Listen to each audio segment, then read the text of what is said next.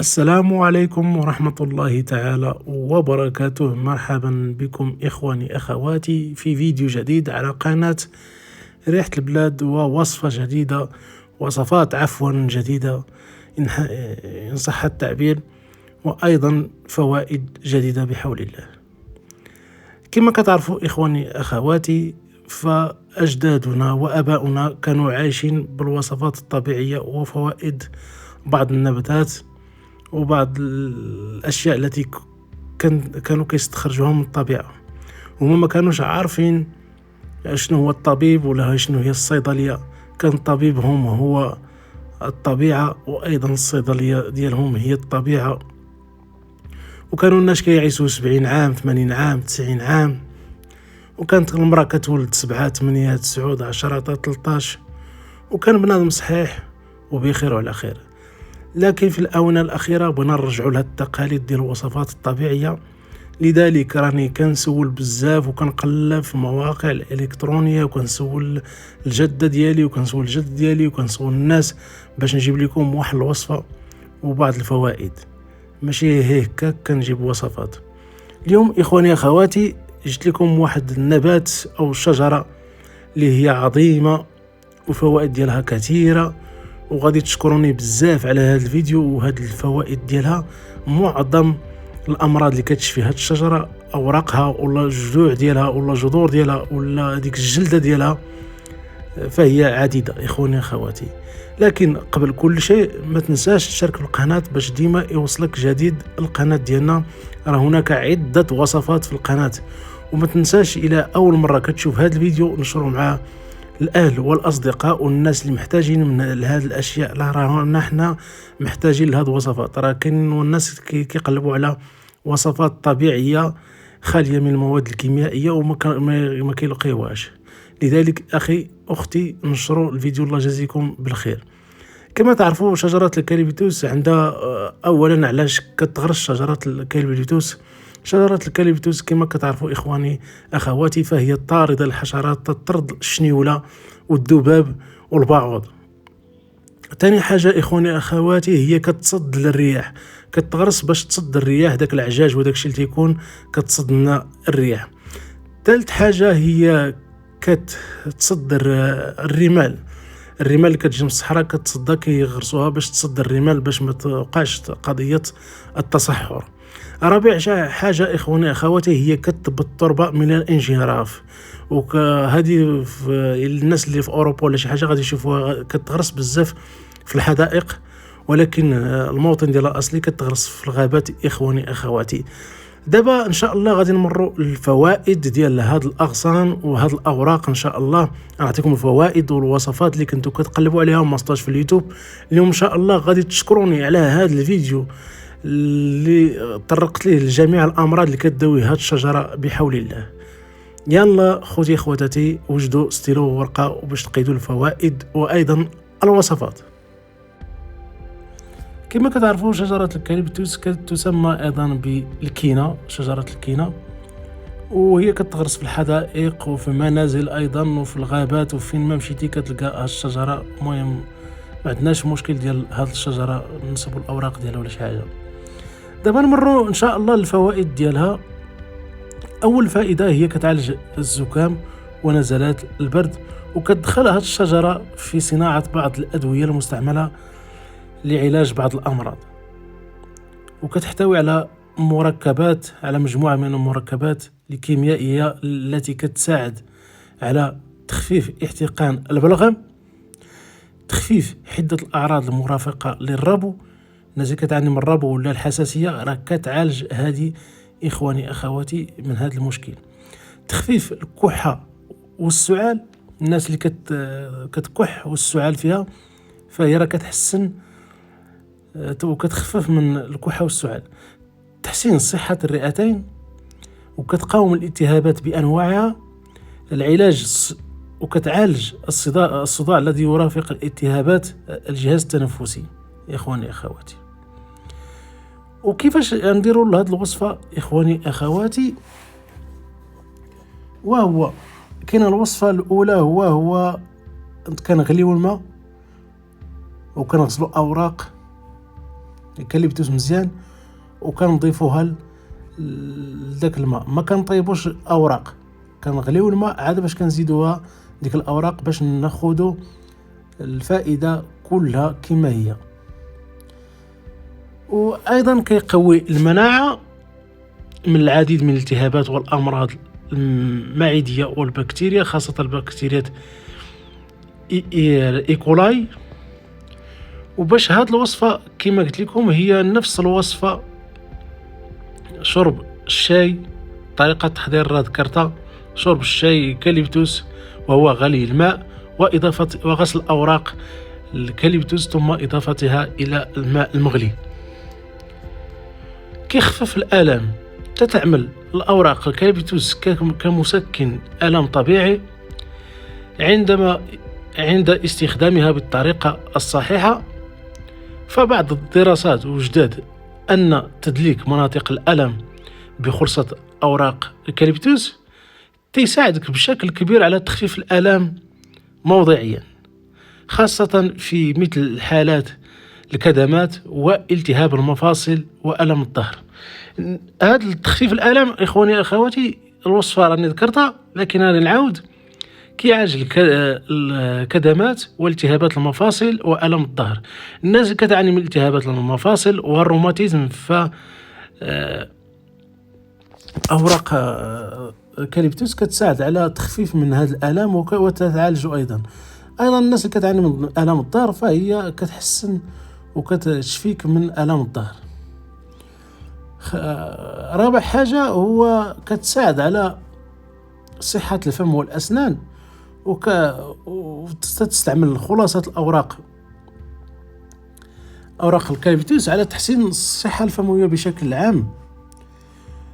ولحقاش أوراق الكاليبتوس كتحتوي على مواد طبيعية تساعد على قتل البكتيريا التي قد تتراكم في الفم مسببة مشاكل اللثة والأسنان المختلفة. كما كتعرفوا حنا كناكلوا هذيك الماكله اللي كتبقى في فمنا وداك الشيء كتسبب في التراكم ديال البكتيريا اللي كيدي الى مشاكل اللثة. الوصفة هي نشدوا أوراق الكاليبتوس ونغسلوها مزيان ونبقاو نسوكوا بها ولا نضغوها بدون نضغوها لحقاش الطعم ديالها شويه مر، ونبقاو نضغوها بلا ما نسرطوا داك الدفل يبقى في فمنا. راه هي كتقضي على البكتيريا. وايضا الناس اللي عندها التشقق في الشفتين ولا شي حاجه راه كتجمع الشفتين اخواني اخواتي. وكاين عاوتاني فوائد اخرى غادي نذكرها، وهو كتخفف القلق والاكتئاب. والوصفة اللي يقلب عليها الكثير والكثير وهي السيطرة على مستوى السكر. كتسيطر على مستوى السكر، كتقدم نسبة السكر في الدم، وهي الوصفة اللي قلت لكم في الأول وصفة الشاي الكاليبتوس. وكتحسن أيضا صحة القلب والجهاز الدوران. وثاني حاجة هي فوائد زيت الكاليبتوس غادي نطرقوا لها إن شاء الله. كتعمل زيت الكاليبتوس على طرد الحشرات، كما قلت لكم كتطرد على الحشرات اللي كاينه في الدار. الناس اللي عندها ناموس ولا سراق الزيت ولا هي كتطرد جميع الحشرات. وبالمناسبه غادي نطرق واحد القضيه كنا كنديروها في الباديه، هو اننا كنا كنجيبوا اوراق الكاليبتوس وكنعقموا به البلاصه فين كاين الماشيه وداك الشيء، لحقاش عرفتوا الماشيه والبلاصه فين تكون فيها شويه عفن، وكنشدوا دوك الاوراق وكنبخروا بهم. الناس اللي عندها الشنيوله ولا شي حاجه فهي تبخر بهاد الاوراق ان شاء الله، وغادي تشوفوا النتيجه. الشنيوله ما تضرش بكم والبعوض وكل شيء، والذباب ايضا. الناس كما كتعرفوا في الصيف الذباب تيكون موجود، فإلا بخرتي بهاد الاوراق ديال الكاليبتوس فغادي تهنى من هاد المشكل ديال الحشرات. كتعالج ايضا الزيت الكاليبتوس العمى الحمى. هذا الزيت فعالية ملحوظة في تخفيف الحمى، مما يجعل البعض يطلق عليها زيت الحمى. كل ما عليك القيام به هو إضافة بعض قطرات من الزيت إلى الكمادات المستعملة على جبهة المريض. وأيضا كتستعمل زيت الكاليبتوس في التعقيم الجروح. كتساعد زيت الكاليبتوس المخففة مع زيوت ومكونات أخرى مناسبة على تعقيم الجروح وتخفيف بعض الالتهابات الحاصل فيها ومنع تلوثها، باش ما يخليش الجرح ديالك يتعفن، خاصة فاش كنستعملوه على الجروح والحروق الطفيفة. نذكر بعض الفوائد اللي ما ذكروهاش بعض الإخوان، وهي مكافحة للحساسيات الموسمية. مكافحة للحساسيات الموسمية إلا استعملتي هذا زيت الكاليبتوس ولا غير تنشق البخار ديال الكاليبتوس، فهي كتعالج الحساسية الموسمية، وكتعالج أيضا العلاج الصداع، وكتخفف الآلام التي قد ترافق التهاب الأذن. الناس اللي تكون عندها مشكل في الأذن راه كدير الزيت الكاليبتوس في ودنيك. الناس اللي عندها التهاب ولا تقيح في الأذنين، فإلا درتي زيت الكاليبتوس في الأذن فغادي تشفى إن شاء الله. وكتساعد أيضا في تحسين الذاكرة والإدراك، وكتسكن الآلام بعض العمليات الجراحية. ودابا غنمشيو للطرق لاستعمال الكاليبتوس، إما كما قلت لكم الزيت، وإما الطرق الأخرى اللي غتستعملها لها نفس الفوائد. طريقة الاستعمال الأولى، إما شاي الكينة كما قلت لكم، كتشدوا الماء كتغليوه مزيان، وكنشدوا أوراق الكاليبتوس وكنغسلوها مزيان، لحقاش راكم عارفين الكاليبتوس راه كيكون مصد للرياح، تيكون عامر غبره وتيكون عامر المهم تيكون عامر بالغبره وتيكون شويه ما نقيش. نغسلوه مزيان بالماء ونحطوه في داك الكوب ونخليه واحد 10 دقائق حتى يطلق هذاك الاوراق، تطلق في هذاك الماء، ونصفيوها ونشربوها دافيه. ولا الوصفه الثانيه اخواني اخواتي،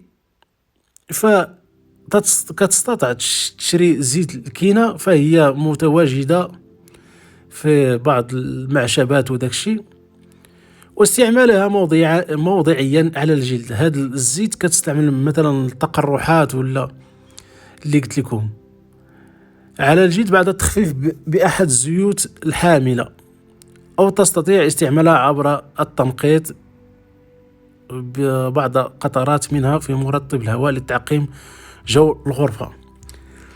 دابا كملنا الوصفات، كاينه وصفة إما الشاي إما الزيت.